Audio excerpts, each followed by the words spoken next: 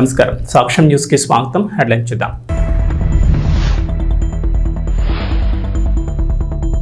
అర్హులైన రైతు రుణమాఫీ కాలేదా? గుడ్ న్యూస్ చెప్పిన మంత్రి పొన్నం.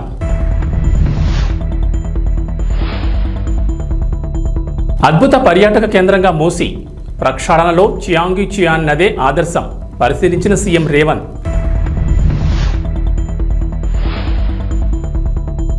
జోరాల డ్యాంలోని కొన్ని గేట్లలో లీకేజీల మరమ్మతులు చేయాలని చాన్నాళ్లుగా నిపుణుల సూచనలు. 2021లో 62 గేట్లకు గాను 5కి మాత్రమే మరమ్మతులు.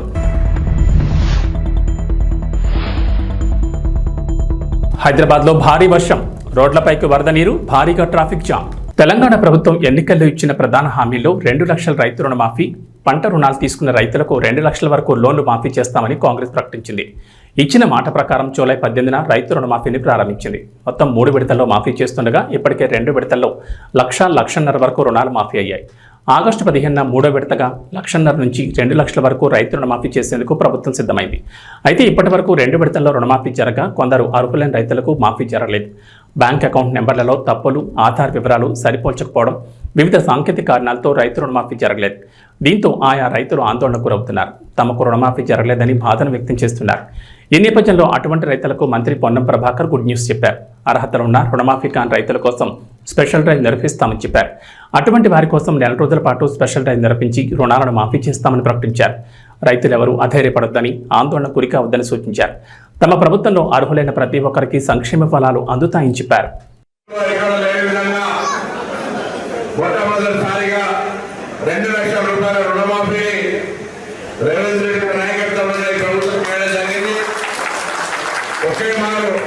₹1,00,000 చేసినాం. రెండో మారు రూపాయల నుంచి ₹1,50,000 చేయడం జరిగింది. ఈ వారం 10 రోజుల ₹2,00,000 రుణమాఫీ కూడా అయింది. అయితే ఇందులో ఎవరికైనా సాంకేతికంగా ఆధార్ కార్డు బ్యాంకు లింక్ కాలేదేనో, ఇతరత్ర ఏదైనా కారణంతో రేషన్ కార్డు కావచ్చు, ఇంకేదైనా సాంకేతికమైనటువంటి కారణంతో మీకు లోన్ మాఫీకి సంబంధించిన అంశం ఉంటే వ్యవసాయ అధికారి కానీ మండల కార్యాలయంలో కానీ మీ యొక్క ఫిర్యాదును మీ లేఖ నివాసే సందర్భంగా కోరుతా ఉన్నాం.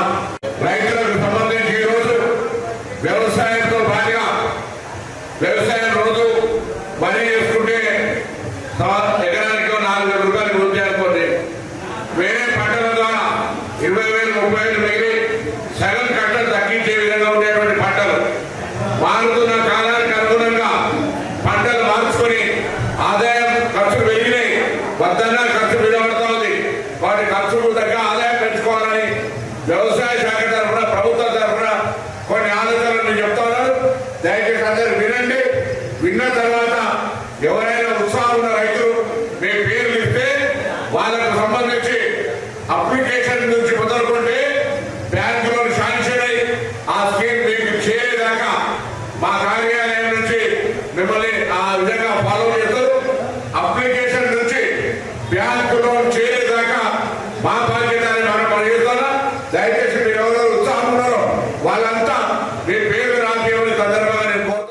మూసీ నది ప్రక్షాళనకు తెలంగాణ ప్రభుత్వం సిద్ధమైన విషయం తెలిసిందే. హైదరాబాద్ నగరాన్ని ప్రపంచ పర్యాటక కేంద్రంగా తీర్చిదిద్దేందుకు గాను ప్రస్తుతం మురుగునీరు పారుతున్న మూసీ నదిని అందంగా తీర్చిదిద్దేందుకు నడుం బిగించింది. ఇప్పటికే బడ్జెట్లో నిధులు కూడా కేటాయించింది. మూసీ నదికి ఇరువైపులా అందమైన పార్కులు, షాపింగ్ కాంప్లెక్స్లు నిర్మించి టూరిస్ట్ హబ్గా మార్చేందుకు ప్రయత్నిస్తున్నారు. ఈ నది ప్రక్షాళనకు సౌత్ కొరియా రాజధాని సియోల్ నగరం గుండా వెళ్లే అందమైన చియాంగి చియాన్ నదిని ఆదర్శంగా తీసుకోవాలని భావిస్తున్నారు. ఒకప్పుడు మూసీ మాదిరిగా మురికి కూపంగా ఉన్న ఆ నదిని అక్కడి ప్రభుత్వం పునరుద్ధరించి అందంగా తీర్చిదిద్దింది. దాదాపు 11 కిలోమీటర్ల ఈ నది విపరీతమైన కలుషితాలతో ఉండేది. ఈ నదిని 2005 నాటి నుంచి పునరుద్ధరణ పనులతో ప్రపంచ ప్రఖ్యాతిగాంచిన రివర్ ఫ్రంట్గా తీర్చిదిద్దిన తర్వాత సియోల్ నగరవాసులే కాకుండా ప్రపంచం నలుమూల నుంచి ఏటా దాదాపు 19 కోట్ల మంది పర్యాటకులు సందర్శిస్తున్నారు. దీంతో సియోల్ నగరం ప్రముఖ అంతర్జాతీయ పర్యాటక కేంద్రంగా మారింది. జోరాల డ్యాంలో కొన్ని చోట్ల లీకేజీలు ఆందోళన కలిగిస్తున్నాయి. దీంతో ఈ డ్యాం భద్రతపై అనుమానాలు వ్యక్తమవుతున్నాయి. ఉమ్మడి మహబూబ్ నగర్ జిల్లాకు వరప్రదానిగా ఉన్న జోరాల డ్యాం భద్రతపై సందేహాలు తలెత్తున్నాయి. జోరాల డ్యాం గేట్లలో పలు చోట్ల లీకేజీలు కనిపిస్తున్నాయి. ఇది అందరికీ ఆందోళన కలిగిస్తోంది. ఈ డ్యాం గేట్లకు మరమ్మతులు చేపట్టాలని నిపుణులు చాలా కాలంగా చెబుతున్నారు. దీంతో 2021లో ప్రభుత్వం మరమ్మతుల కోసం కొన్ని నిధులను విడుదల చేసింది. నిధులు సకాలంలో విడుదల కాకపోవడంతో మొత్తం 62 గేట్లలో 5కి మాత్రమే మరమ్మతులు జరిపినట్లు చేసినట్లు అధికారులు తెలిపారు. ఆంధ్రప్రదేశ్ రాజకీయాల్లో ఉత్కంఠ రేపిన ఉమ్మడి విశాఖపట్నం జిల్లా స్థానిక సంస్థల కోట ఎమ్మెల్సీ ఉప ఎన్నికల వ్యవహారం మరో మలుపు తిరిగింది. ఈ ఎన్నికల్లో పోటీకి దూరంగా ఉండాలని టీడీపీ కూటమి నిర్ణయించింది. ఈ మేరకు టీడీపీ అధినేత ముఖ్యమంత్రి చంద్రబాబు పార్టీ నేతలతో నిర్వహించిన టెలికాన్ఫరెన్స్లో నిర్ణయం ప్రకటించారు. ఈ ఎన్నికల్లో గెలవాలంటే పెద్ద కష్టం కాదని, హుందా రాజకీయాలు చేద్దామని చంద్రబాబు వ్యాఖ్యానించినట్టు తెలుస్తోంది. చంద్రబాబు నిర్ణయానికి టీడీపీతో పాటు కూటమి నేతలు కూడా ఒకే చెప్పారు. ముఖ్యమంత్రి అత్యంత హుందాగా వ్యవహరించారని నేతలు అభిప్రాయపడ్డారు. నేటితో ఉప ఎన్నిక నామినేషన్ గడువులు ముగుస్తుండగా చంద్రబాబు తన నిర్ణయాన్ని పార్టీ నేతలకు తెలిపారు. ఉమ్మడి విశాఖపట్నం జిల్లా స్థానిక సంస్థల కోట ఎమ్మెల్సీ స్థానానికి ఉప ఎన్నిక వచ్చింది. 2021 డిసెంబర్లో ఉమ్మడి విశాఖ జిల్లా స్థానిక సంస్థల కోటాలో 2 ఎమ్మెల్సీ పదవులకు ఎన్నికలు జరిగాయి. వైఎస్ఆర్సీపీ తరఫున పోటీ చేసిన వంశీకృష్ణ శ్రీనివాస్ యాదవ్, వరదు కళ్యాణిలు విజయం సాధించారు. వీళ్ళిద్దరిలో వంశీకృష్ణ యాదవ్ 2023 నవంబర్లో వైఎస్ఆర్సీపీకి గుడ్ బై చెప్పి వెంటనే జనసేన పార్టీలో చేరిన సంగతి తెలిసిందే. వంశీ పార్టీ మారడంతో వైఎస్ఆర్సీపీ మండలి చైర్మన్కు ఫిర్యాదు చేసింది. వంశీకృష్ణ శ్రీనివాస్ పార్టీ ఫిరాయించారని, ఎమ్మెల్సీ పదవికి అనర్హులుగా ప్రకటించారని కోరారు. ఆంధ్రప్రదేశ్లో కూటమి ప్రభుత్వం అధికారంలోకి వచ్చిన తర్వాత పలు కీలక నిర్ణయాలు తీసుకుంది. 2014 నుంచి 2019 మధ్య అధికారంలో ఉన్న సమయంలోని కార్యక్రమాలు గత ప్రభుత్వ హయాంలో ఆగిపోయాయి. అయితే వాటిని తిరిగి ప్రారంభిస్తోంది. తాజాగా ఏపీ ప్రభుత్వం మరో కీలక నిర్ణయం తీసుకుంది. విజయవాడ సమీపంలో ఇబ్రహీంపట్నం దగ్గర ఉన్న గోదావరి కృష్ణ సంగమ ప్రాంతమైన పవిత్ర సంగమం ఫెర్రీ దగ్గర మళ్లీ కృష్ణమ్మ హారతి కార్యక్రమాన్ని ప్రారంభించనున్నారు.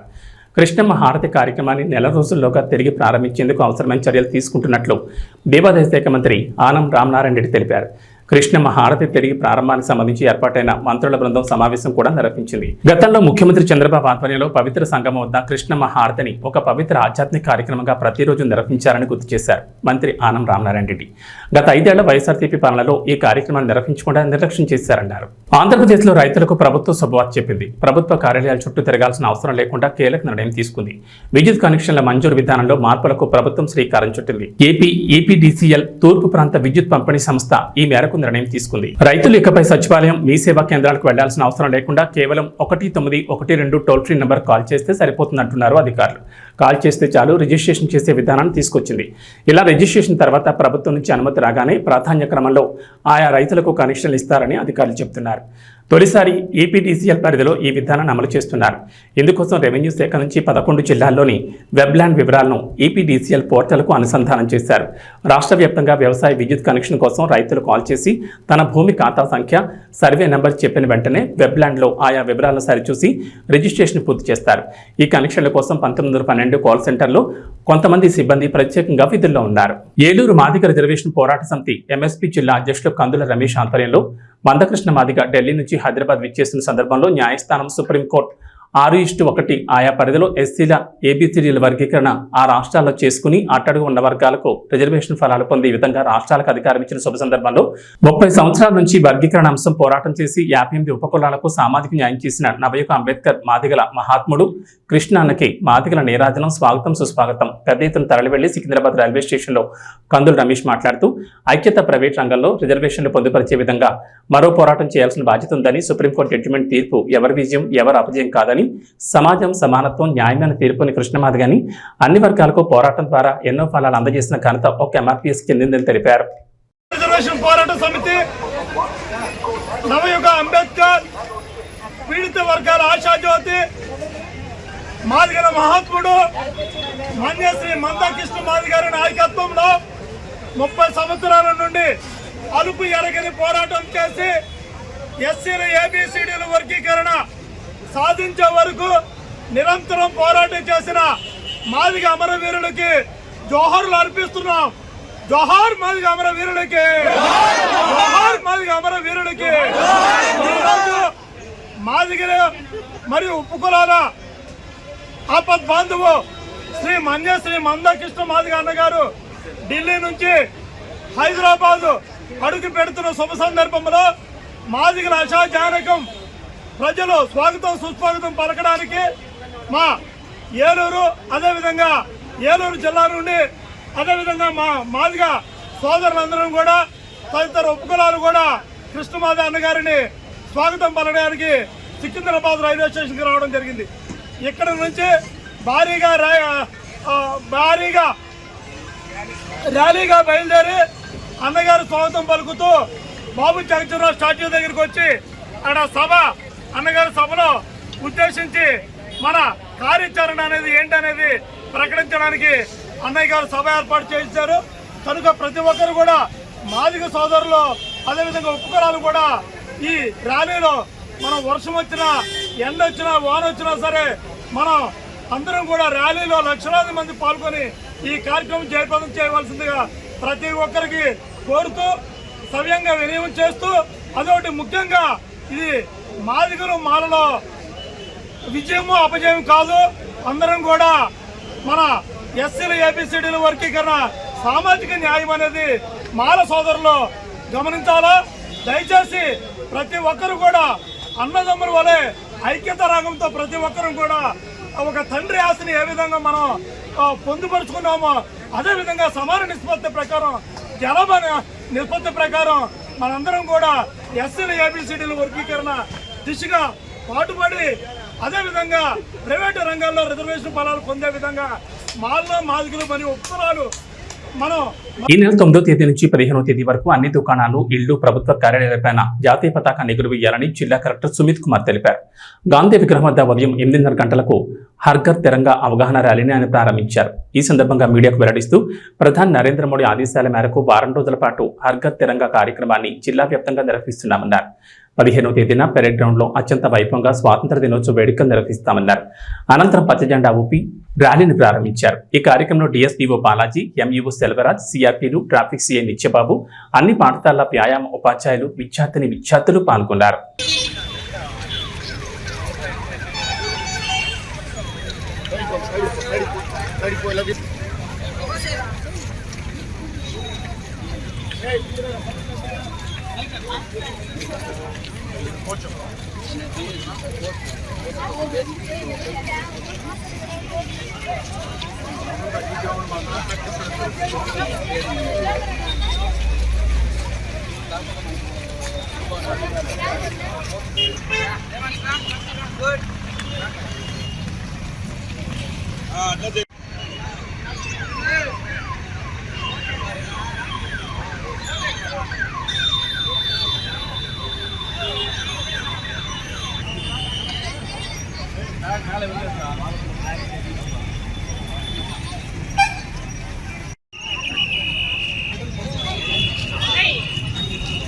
అట్లా నాన్న కొంచెం ఉన్నాను.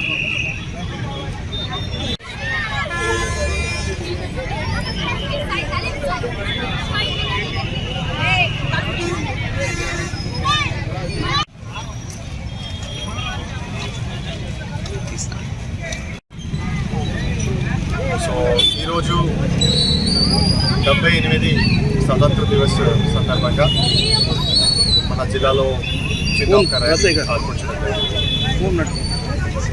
హర్ ఘర్ తిరంగా ప్రోగ్రాం క్రింద కేంద్ర ప్రభుత్వం మరియు రాష్ట్ర ప్రభుత్వం ఆదేశం మేరకు 9 నుంచి 15 వరకు ఈ హర్ ఘర్ తిరంగా కార్యక్రమం సెలబ్రేట్ చేస్తున్నాము. సో ఈ సందర్భంగా ఈరోజు పిల్లలతో స్పోర్ట్స్ మెన్తో మనం గాంధీ స్టాచ్యూ నుంచి చిన్న ఒక ర్యాలీ కండక్ట్ చేస్తున్నాము. ఈ ర్యాలీ ముఖ్య ఉద్దేశం ఒకటి, మనము స్వతంత్ర దివస్ we have to celebrate our independence. Second, sports men's encouragement చేయాలి. మూడోది, పిల్లలు కూడా ఈ స్వతంత్ర దివస్ కార్యక్రమానికి ముఖ్య ఉద్దేశం ఒకటి, spirit of nationalism, spirit of independence ఇది బేసిక్లీ పిల్లలు. సో ఈ కార్యక్రమం చేపడుతున్నాము. రేపు కూడా స్కూల్ స్థాయి కొన్ని కార్యక్రమం జరుగుతాయి. మరియు 15 ఎల్లుండి కూడా ఇండిపెండెన్స్ కార్యక్రమం చేయబోతున్నాము. అండ్ హెల్త్ మినిస్టర్ కూడా బేసిక్లీ 15 ఆగస్టు చిత్తూరు వస్తున్నారు. సో ఆ కార్యక్రమం కూడా ప్లాన్ చేస్తున్నాము. ప్రతి ఇంటికి ఖచ్చితంగా ఇప్పుడు తిరంగా హర్ ఘర్ తిరంగా కార్యక్రమం కింద ప్రతి ఇంటికి ఒక తిరంగా ఉండాలి. సో ఆ కార్యక్రమంలో ప్రిపరేషన్స్ జరుగుతున్నాయి. ఇంకా కాకుండా మెయిన్గా బేసిక్లీ స్పోర్ట్స్ పర్సన్స్ ఈ సంవత్సరం బేసిక్లీ స్పోర్ట్స్ పర్సన్ మీద కొద్దిగా ఎక్కువ మనం ఫోకస్ పెట్టుకున్నాము. సో అది కూడా ఒక ప్రోగ్రామ్. సో ఈరోజు జస్ట్ పోస్ట్తో డిస్కషన్స్ చేస్తున్న తర్వాత కూడా స్పోర్ట్స్ పర్సన్స్ ఎట్లా ఎంకరేజ్ చేయాలి, స్పోర్ట్స్ పర్సన్స్ ఎట్లా మోటివేట్ అవ్వాలి డిస్కషన్ జరుగుతుంది.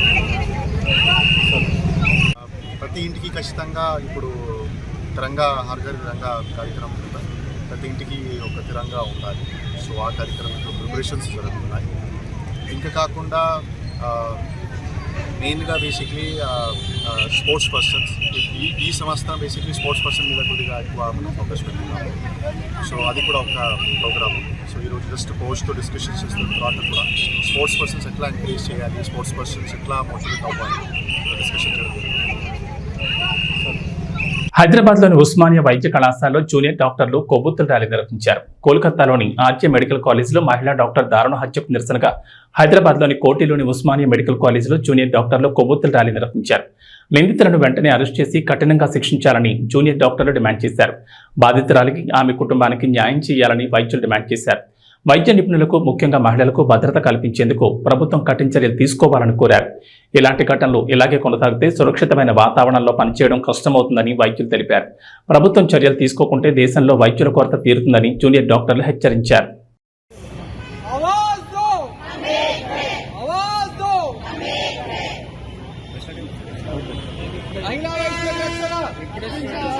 మహిళా వైద్యులకు రక్షణ, మహిళా వైద్యులకు రక్షణ, నిందితులను వెంటనే కల్పించాలి, కల్పించాలి, కల్పించాలి, కల్పించాలి, మహిళా వైద్యులకు వెంటనే రక్షణ కల్పించాలి, నిందితులను వెంటనే. వెనకకి వెళ్ళిపోతారు. ఒక మహిళ ఒక వైద్య రంగంలోకి దిగాలంటే దిగలేదు, వెనకకి వెళ్ళిపోతారు. దీంట్లో మేము ఏం చెప్తున్నామంటే ఎవరైనా అఫీషియల్స్ కి మేము మీడియా పరంగా తెలియజేసుకుంటే ఒకటే, దయచేసి దీని మీద సిబిఐ ఎంక్వైరీ చేయండి.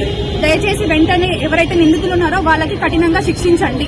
2012లో నిర్భయ కేసు అయింది, 2024లో మళ్ళీ ఇంకో కేసు అయింది, మళ్ళీ 2040లో కూడా ఇలాంటి కేసు అవ్వద్దు అంటే ప్రివెంటివ్ మెజర్స్ తీసుకోవాలి. ప్రతి వర్క్ ప్లేస్ లో ప్రివెంటివ్ మెజర్స్ అన్నది తీసుకోవాలి.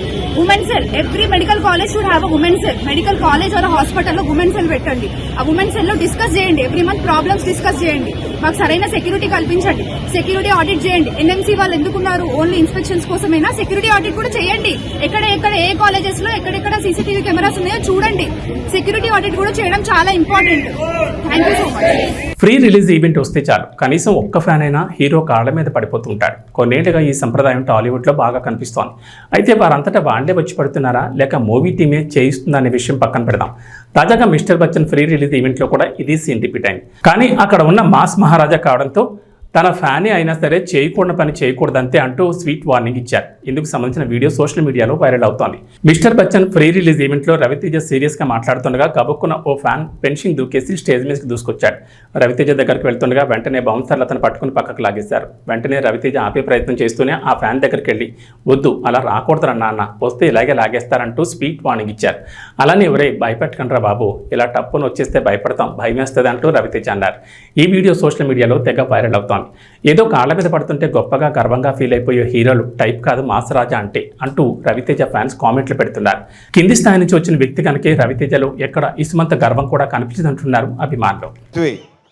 ఇతను చాలా కామ్గా ఉంటాడు, ఎక్కువ మాట్లాడు. ఒక ఫైట్ మాస్టరు హలో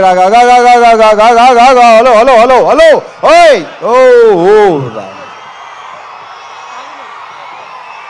వద్దు అలా రాకూడదు నాన్న, ఇలాగే లాగేస్తారు. ఓకే సరే okay right right elbow.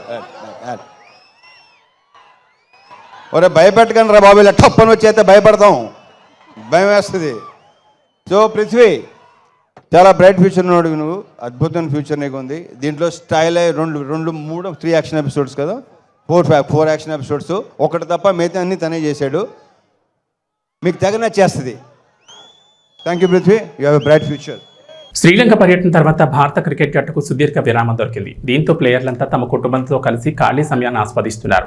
Team India తదుపరి సిరీస్ సెప్టెంబర్ 19 ప్రారంభం కానుంది. 2 టెస్టులు 3 T20లు ఆడేందుకు బంగ్లాదేశ్ జట్టు భారత్కు రానుంది. తొలుత టెస్ట్ సిరీస్ జరగనుంది. అంతేకాకుండా వచ్చే 5 నెలల్లో భారత్ 10 టెస్టులు ఆడనుంది. ఈ నేపథ్యంలో టెస్ట్ జట్టులో స్థానం కోసం ఆటగాళ్ల మధ్య పోటీ నెలకొంది. దీంతో దేశవాళీ టోర్నీ దులీప్ ట్రోఫీ ఆడేందుకు భారత జట్టులోని పలువురు సీనియర్ ప్లేయర్లు సిద్ధమైనట్లు తెలుస్తోంది. దులీప్ ట్రోఫీ సెప్టెంబర్ 5న ప్రారంభం కానుంది. మొదట ఈ సిరీస్కు రోహిత్ శర్మ, విరాట్ కోహ్లీ, రవిచంద్రన్ అశ్విన్, జస్ప్రీత్ బుమ్రాలు సైతం అందుబాటులో ఉంటారని వార్తలు వచ్చాయి. కానీ తాజా సమాచారం ప్రకారం వారు ఈ టోర్నీలో పాల్గొనలేదు. అయితే భారత సెంట్రల్ కాంట్రాక్ట్లో ఉన్న చాలా మంది ఆటగాళ్లు ఈ టోర్నీలో పాల్గొనేందుకు సిద్ధమయ్యారు. ముఖ్యంగా గాయం కారణంగా ఈ ఏడాది ప్రారంభంలో ఇంగ్లాండ్తో జరిగిన 5 మ్యాచ్ల టెస్ట్ సిరీస్లో 4ంటికి దూరమైన కేఎల్ రాహుల్ తులిప్ ట్రోఫీపై ఫోకస్ పెట్టాడు. హైదరాబాద్లో కొండపొత్త వర్షం కురుస్తోంది. ఆకాశానికి చిల్లు పడింది అన్నట్లుగా వరండు దంచుకుంటాడు. జోరుబాన్తో హైదరాబాద్ నగరం తడిసిముద్దాయింది. ప్రధానంగా Panjagutta, Banjara Hills, Jubilee Hills, Samirpet, Erramanzil, Kukatpally, Khairatabad, Lakdi Kapul, Madhapur, Balanagar, Mehdipatnam, Tolichowk, Yousufguda, Masab Tank ప్రాంతాల్లో వర్షం దంచుకొట్టింది. మిగిలిన ప్రాంతాల్లో మోస్తరు వర్షాలు కురుస్తున్నాయి. ఉదయం 6:40 మొదలైన వర్షం గంట నుంచి కురుస్తూనే ఉంది. దీంతో రోడ్లపైకి భారీగా వరద నీరు చేరింది. భారీ వరదతో వాహనదారులు తీవ్ర ఇబ్బందులు పడ్డారు. పంజాగుట్ట శ్మశాన వాటికి సమీపంలో రోడ్లపైకి మోకాళ్ళ లోతు నీరు రావడంతో భారీగా ట్రాఫిక్ జామ్ ఏర్పడింది. పంజాగుట్ట ఫ్లైఓవర్పై దాదాపు కిలోమీటర్ల మేర వాహనాలు నిలిచిపోయాయి. దీంతో రంగంలో దిగిన జీహెచ్ఎంసీ పోలీసులు డ్రైనేజ్ మ్యాన్హోల్స్ తెరిచి వర్షం నిలిపోయేలా చర్యలు తీసుకున్నారు. ఆదివారం రాత్రి కూడా నగరంలోని పలు ప్రాంతాల్లో వర్షం దంచుకొట్టింది. దీంతో పలు కాలనీల్లోకి భారీగా వరద నీరు చేరింది. ఏబీ బులెటిన్ విశేషాలు. నమస్కారం.